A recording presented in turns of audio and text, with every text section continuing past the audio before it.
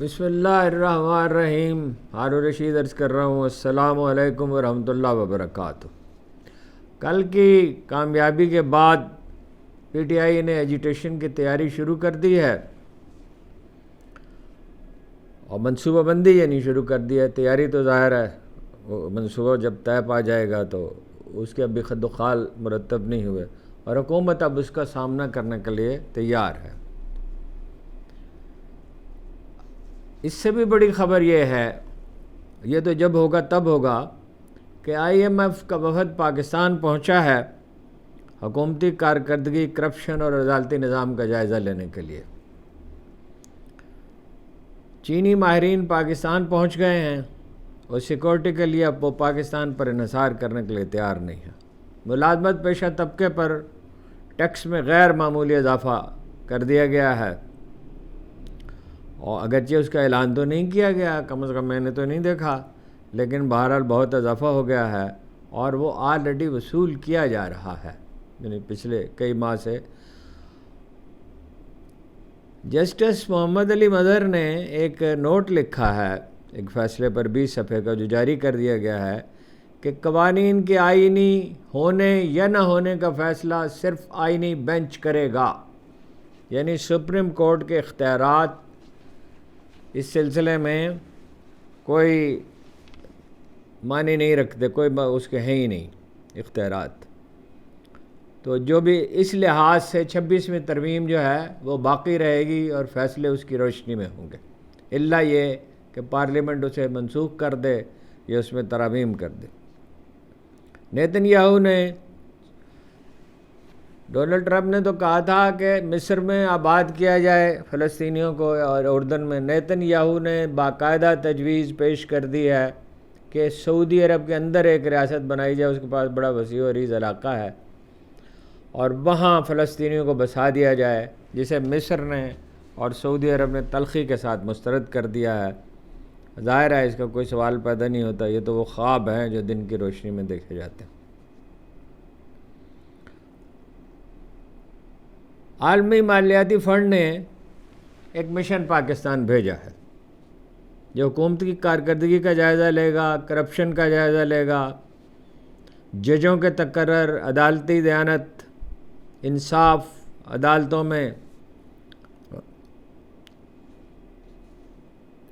یعنی کس طرح کتنی دیانت برتی جاتی ہے اور کتنا انصاف ہوتا ہے. اپنی نوعیت کا یہ پہلا مشن ہے، بھرپور مشن. اس کا نام ہے Pakistan governance and corruption diagnostic assessment. Pakistan میں کرپشن کا، گورننس کا یعنی حکومتی کارکردگی کا، اور کرپشن کا جائزہ. مشن نے کام جمعرات سے شروع کر دیا ہے اور 14 فروری تک کرے گا. آئی ایم ایف کی ٹیم 19 وزارتوں، محکموں اور اداروں کے ذمہ دار افراد سے ملاقاتیں کرے گی. اس میں جوڈیشل کمیشن شامل ہے جو ججوں کا تقرر کرتا ہے، اور سپریم کورٹ بھی شامل ہے. اور اس کا جو یعنی توجہ کا جو اس کی ترجیحات ہیں جن کا یہ جائزہ لے گا، وہ ہے قانون کی حکمرانی، انسداد رشوت ستانی اور ریاست کے ڈھانچے سے وابستہ مخصوص مفادات کا خاتمہ. کہ کتنے لوگ فائدہ اٹھا رہے ہیں، $17 بلین کا فائدہ پہنچتا ہے اشرافیہ کو. یہ تو اگر یعنی یہ جائزہ ٹھیک لے لیا جاتا ہے اور وہ نافذ ہو جاتا ہے، نافذ کرنا تو بہت مشکل ہے، جائزہ تو لیا جا سکتا ہے، تو یہ تو ایک انقلاب عظیم برپا ہو جائے گا. کالا دھن سفید کرنے کا بھی جائزہ لے گا، اور کالا دھن جو لوگ سفید کرتے ہیں اس میں حکمران طبقے کے لوگ شامل ہیں. مراعات بھی انہی کو حاصل ہوتی ہیں، بجلی کمپنیاں بھی انہی کی ہیں، کھاد کی فیکٹریاں بھی انہی کی ہیں. اور 4 ماہ بعد یعنی جولائی میں یہ رپورٹ شائع کر دی جائے گی. یہ ایک بڑا اہم واقعہ رونما ہونے والا ہے. اثرات کتنے ہوتے ہیں یہ تو جب یہ ہوگا تو تبھی کیا وہ جائزہ میں کیا چیزیں شامل کرتے ہیں، کیا رپورٹ مرتب ہوتی ہے، اور پھر اس کے نفاذ کا کیا طریقہ کار طے کیا جاتا ہے. रवां माली साल में FBR ने हदफ रखा है 570 अरब रुपए टैक्स जमा करने का तनख्वाहदार तबके से। पिछले साल ये 368 अरब रुपए था और अब तक 243 अरब रुपए जमा किए जा चुके हैं, जो पिछले साल के मुकाबले में बहुत ज़्यादा हैं। और इस तरह सनतकारों के बाद और बड़े ताजरों के बाद ये तीसरा बड़ा तबका बन जाएगा तनख्वाह का। ज़िम्मेदार नहीं देंगे टैक्स, वो कहने को ज़रिए टैक्स नाफज कर दिया है, लेकिन उसकी असेसमेंट कौन करेगा और उनसे वसूली कौन करेगा? सिंध के जागीरदारों से, बलूचिस्तान के वडेरों से और पख्तूनख्वा के खानीन से और पंजाब के जागीरदारों से टैक्स कौन वसूल करेगा? ये 3000 कनाल ज़मीन है लाहौर शहर के नवाब में शरीफ ख़ानदान की, तो उसकी टैक्स की असेसमेंट कौन करेगा? किसी की मजाल है? वो तो सीधा साधा उसका नुस्खा है, फसलों का उशर वसूल किया जाए, 10वां हिस्सा जो भी फसल पैदा होती है, मकई है, गंदम है, ज्वार है, गन्ना है, चावल है, गेहूँ है, जो भी है उसका 10वां हिस्सा वसूल किया जाए। फलों का भी 10वां हिस्सा वसूल किया जाए तो कोई गुर्बत का बड़ी हद तक सद्दबाब हो जाए। पाकिस्तानी कौम की हालत ये हो चुकी है कि 3.25 करोड़ आदमी बाकायदा भिखारी बन चुके हैं और 32 अरब रुपए रोज़ाना भीख दी जाती है, जो पाकिस्तान के मजमूई बजट से ज़्यादा है, बहुत ज़्यादा है। इलेक्शन का 1 साल मुकम्मल होने पे कल आपको पता है यौम स्याह मनाया गया। PTI की क़यादत ने उस पर मुतमईन है और अब वो एजुटेशन की तैयारी कर रही है। बिलखुसूस सवाबी के जलसे से वो बहुत मुतमईन है कि उसमें तवक्को से बहुत ज़्यादा लोग आए और दफ़ा 144 के नफाज के बावजूद मुल्क में हर कहीं मुजाहरे हुए, खौफ व दहशत भी थी। सवाबी के जलसे में जुनैद अकबर ने कहा, हम मदारों के साथ टकराव नहीं चाहते बल्कि उन्हें मजबूत करना चाहते हैं, लेकिन वो पार्टियां बनाते और गिराते हैं। हमारे सोने के कमरों में और गुसल खानों तक में कैमरे लगाते हैं। अली अमीन गंडापुर ने कहा, मैं सिपा सालार से कहता हूँ कि छोड़ दो इन मैंडेट चोरों को, छोड़ दो इन मुल्क दुश्मनों का साथ। अवाम की हमायत के बगैर फ़ौज दहशत गर्दी से निमट नहीं सकती। फ़ौज और अवाम को ये हुकूमत लड़वा रही है। ये बड़ा दिलचस्प फिक्र है, ज़रा गौर कीजिए इस पर। फ़ौज और अवाम को ये हुकूमत लड़वा रही है। हम आइन और कानून की बालादस्ती का हक़ तलब करते हैं। इस पर इरफान सिद्दीकी साहब ने कहा, मुज़ाकरात तो ज़ाहिर पहले ही ख़त्म हो चुके हैं और इनकार ही कर दिया उन्होंने साफ साफ कि बातचीत नहीं करेंगे, इत्माम हुज्जत ही कर रहे थे। इमरान खान का ख़त भी इत्माम हुज्जत के लिए है। बैनुल अक़वामी अदारों में जाना चाहते हैं, इंसानी हुकूक़ की आलमी तंजीमों के पास, और उसके लिए ज़ाहिर है वो ग्राउंड बनाई जा रही है।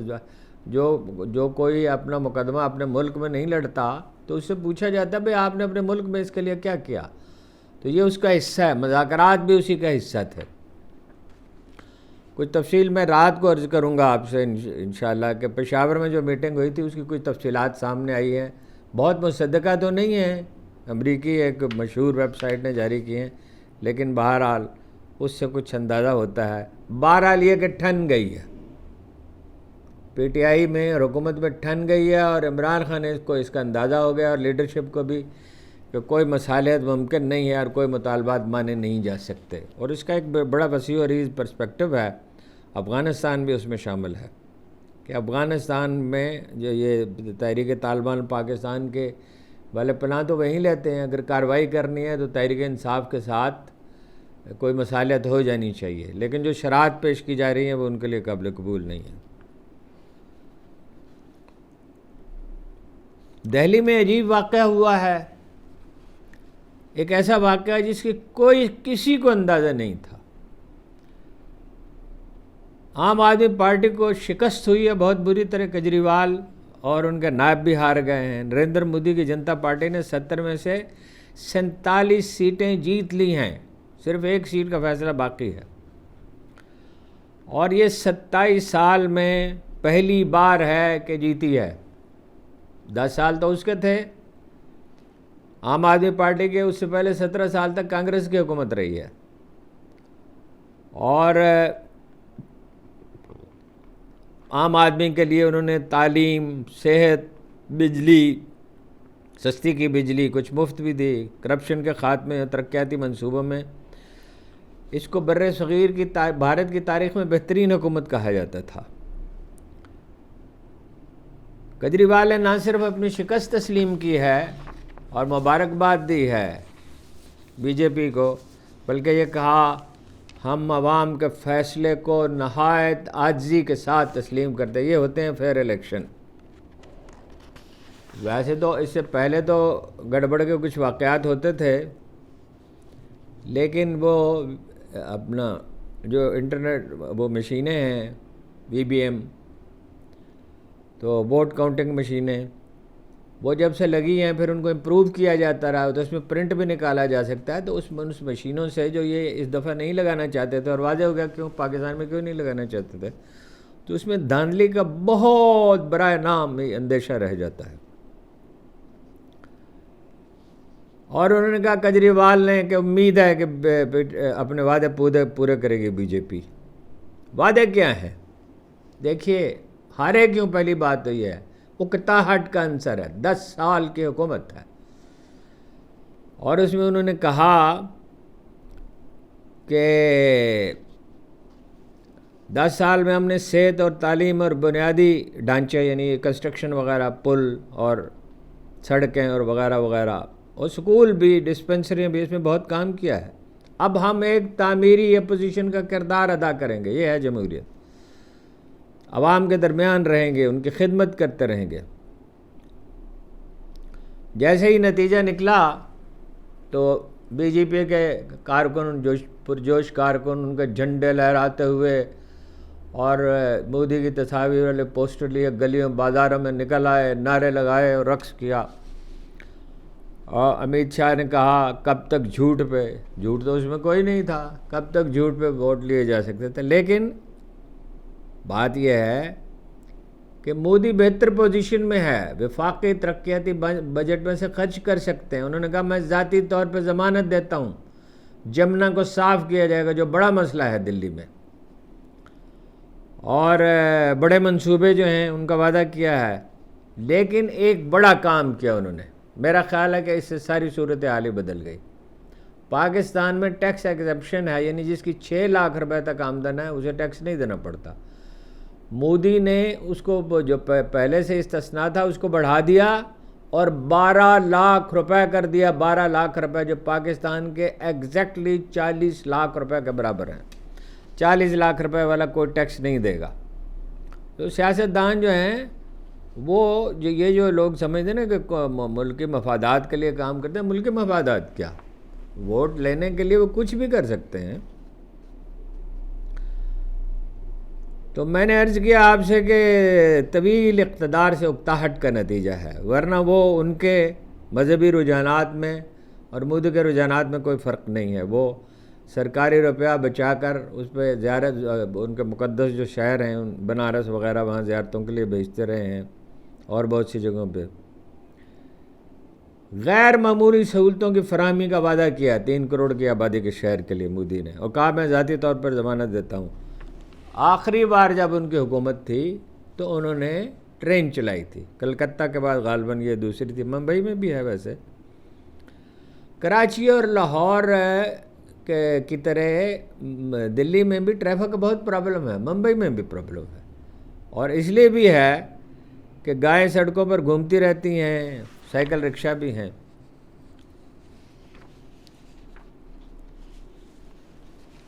چینی اخبارات نے لکھا ہے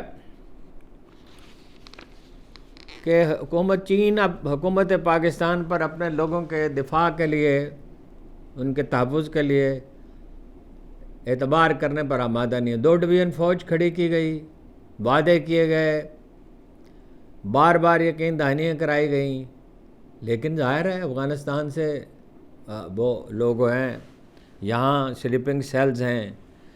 اب کیا ہوگا؟ اب جناب سیٹلائٹ استعمال کیے جائیں گے، پرائیویٹ سیکورٹی جو ہے وہ معمور کی جا چکی ہے اور کی جائے گی۔ انٹیلیجنس کمیٹیاں، مشترکہ انٹیلیجنس کمیٹیاں بنی ہیں، مشترکہ آپریشن کے لیے چین کے سیکورٹی ماہرین پاکستان پہنچ چکے ہیں. 12,000 کی فوج. اصل میں تو ضرورت تھی ان لوگوں سے مدد لینے کی جو اس کو سمجھتے ہیں. ڈاکٹر شعیب صدل جیسے ماہرین سے مدد لیتے, اور لوگوں سے مدد لیتے.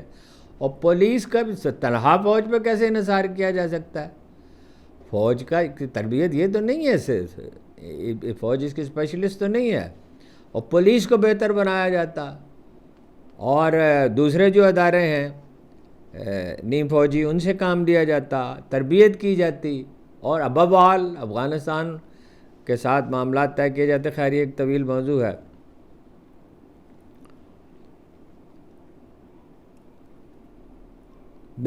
وہ جو اپنا افغانستان پہ انویسٹمنٹ کر رہے ہیں وہ بہت اپنا چینی, اور وہاں پہ وہ صنعتوں میں کام کر رہے ہیں, کیمیکل میں کام کر رہے ہیں, معدنیات پہ کام کر رہے ہیں.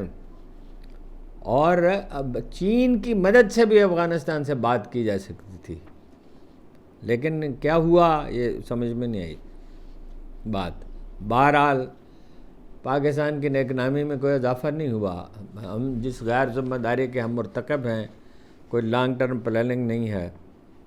یعنی ایک دفعہ تو ان کی کمر توڑ دی گئی تھی, لیکن اب جب آپ مسائل حل نہیں کریں گے اور عوامی تعاون نہیں حاصل ہوگا, خوش دلانہ عوامی تعاون چاہیے اس کے لیے. جتنا زیادہ تعاون ہوگا اتنی آسانی سے اس پر قابو پایا جائے گا. نیتن یاہو کی تجویز انہوں نے ایک, میں نے آپ سے شاید پہلے عرض کیا تھا کہ ایک اسرائیلی ٹیلی ویژن کو انٹرویو دیتے ہوئے انہوں نے کہا تھا, چینل 14 کو, کہ انہیں گوارا نہیں کیا جا سکتا. اب انہوں نے کہا ہے, امریکہ میں ہے موصوف, کہ سعودی عرب کے اندر ایک فلسطینی ریاست بنائی جائے. ڈونلڈ ٹرمپ نے تو کہا تھا نا مصر بھیج دیں یا اردن بھیج دیں, اور ان کے پاس بہت زمین ہے. سعودی عرب کا رد عمل بڑا اس پہ شدید ہے, اور انہوں نے کہا اس کا سوال ہی نہیں پیدا ہوتا اور فلسطینی ریاست کو تسلیم کیا جائے. نیتن یاہو نے کہا فلسطینی یعنی اسرائیل کی سلامتی کے لیے خطرہ ہے, اس لیے یہ تجویز پیش کیا.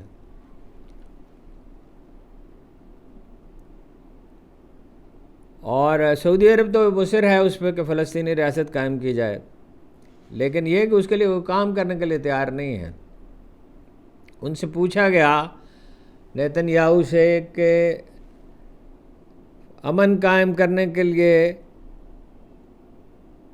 وہ سعودی عرب کا تعاون حاصل ہو سکتا ہے. انہوں نے کہا تعاون کیوں نہیں حاصل ہوگا, تعاون حاصل ہوگا اور یقینی طور پہ ہوگا اور بہت جلد ہوگا. فلسطینی ریاست کے انہوں نے کہا قیام کا کوئی سوال پیدا نہیں. ایسا لگتا ہے کہ امریکہ اور اسرائیل میں اس پر یہ بات طے پا چکی ہے, اور حماس کو ظاہرہ بڑا نقصان پہنچا ہے. اپنے حسن نصر اللہ کی جماعت جو حزب اللہ ہے اس کو بھی بڑا نقصان پہنچا ہے. تو اس صورتحال میں, لیکن یہ خواب پورا ہونے والا نہیں ہے, فلسطینی کبھی چھوڑنے کے لیے تیار نہیں ہوگا. نیتن یاہو نے کہا 7 اکتوبر 2023 کے بعد فلسطینی ریاست کا کوئی تصور بنتا ہی نہیں, قابل قبول ہی نہیں. ایک فلسطینی ریاست تھی جسے غزہ کہا جاتا تھا, یہ ان کے الفاظ ہیں, اور وہاں حماس کی حکومت تھی. نتیجہ ہمارے سب کے سامنے ہے, فلسطینی ریاست کسی صورت قابل قبول نہیں. اب سعودی عرب کی وزارت خارجہ نے کہا کہ اسرائیلی وزیر اعظم کی تجویز ناقابل قبول ہے. اسرائیل کے ساتھ تعلقات اس وقت تک ممکن نہیں جب تک فلسطینی ریاست وجود میں نہ آ جائے. سعودی حکومت نے کہا وہ ہمیشہ فلسطینی عوام کے حقوق اور ان کی خود مختار ریاست کے قیام کی حمایت کرتا رہے گا. نیتن یاہو نے اپنے انٹرویو میں وثوق کے ساتھ یہ بات کہی, پہلے بھی میں نے آپ سے عرض کیا, اسرائیل اور سعودی عرب کے درمیان امن کا قیام محض ممکن ہی نہیں بلکہ جلد حقیقت بننے والا ہے, اور یاد رکھیے کہ اس کے بعد پاکستان پہ دباؤ آئے گا. دوسری طرف مصر نے بھی اسرائیلی تجویز کی مذمت کی, اسے غیر ذمہ دارانہ قرار دیا. مصری وزارت خارجہ کے بیان میں کہا گیا کہ یہ تجویز سعودی عرب کے کی خود مختاری کے پر براہ راست حملہ ہے اور مصر سعودی عرب کی سلامتی کو اپنے لیے سرخ لکی ریڈ لائن سمجھتا ہے۔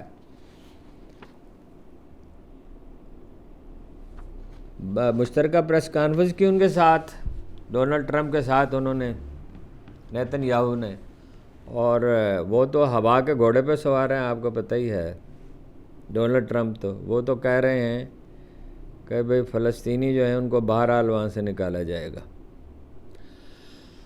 سپریم کورٹ بینچز کے اختیارات کا کیس جو ہے وہ اس میں جسٹس محمد علی مظہر کا 20 صفحات پر مشتمل نوٹ جو ہے وہ جاری کر دیا گیا ہے، جس میں انہوں نے کہا قوانین کے آئینی ہونے یا نہ ہونے کا جائزہ صرف آئینی بینچ لے سکتا ہے۔ اب اس کے بعد سپریم کورٹ کی کیا حیثیت رہے گی یہ آپ اندازہ کر سکتے۔ کسی ریگولر بینچ کے پاس، یعنی آئینی بینچ کے سوا جو بھی بینچ ہے، آئینی تشریح کا اختیار ہی نہیں ہے۔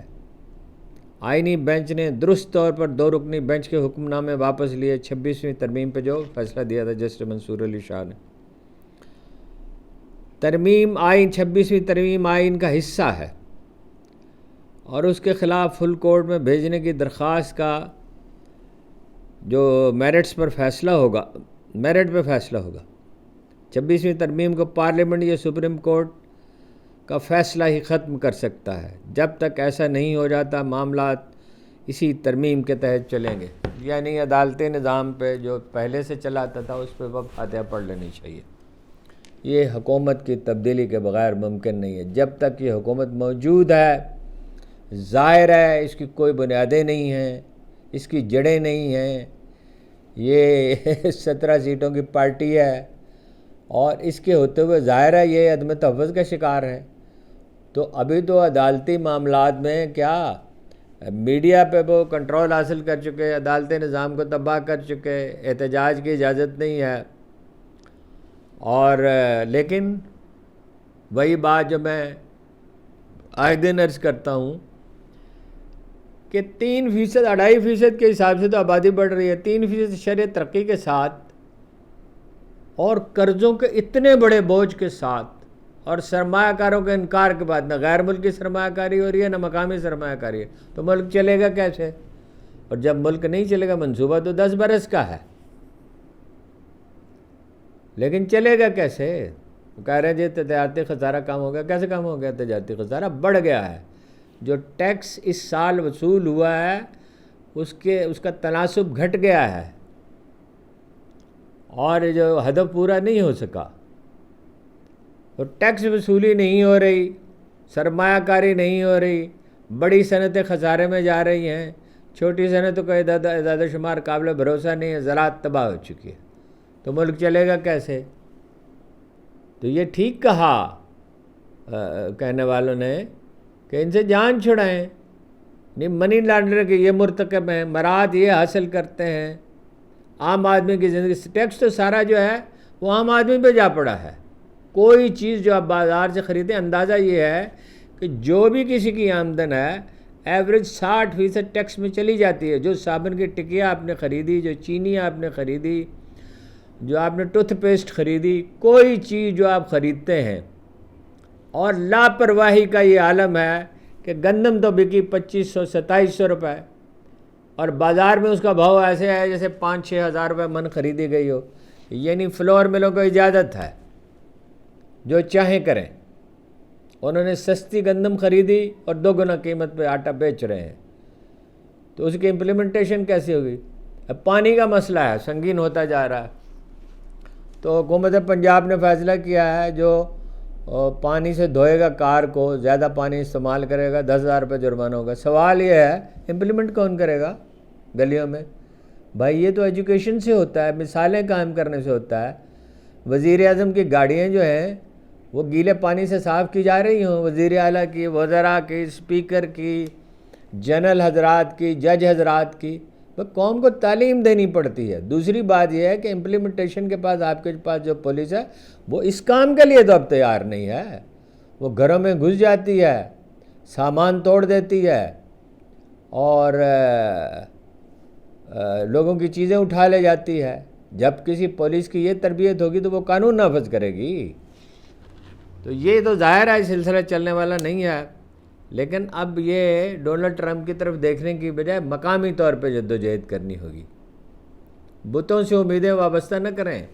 ڈونلڈ ٹرمپ سے بڑا کوئی عالم اسلام کا دشمن نہیں، وہ بنی نوع انسان کا دشمن ہے، وہ تو نیم پاگل آدمی ہے، اور اس کے ارد گرد ایسے لوگ جمع ہو گئے ہیں کہ جو دنیا میں کہیں امن میرا خیال ہے رہنے ہی نہیں دیں گے. باقی وہ سارے ایک خواب و خیال کا شہر انہوں نے بسایا ہوا ہے.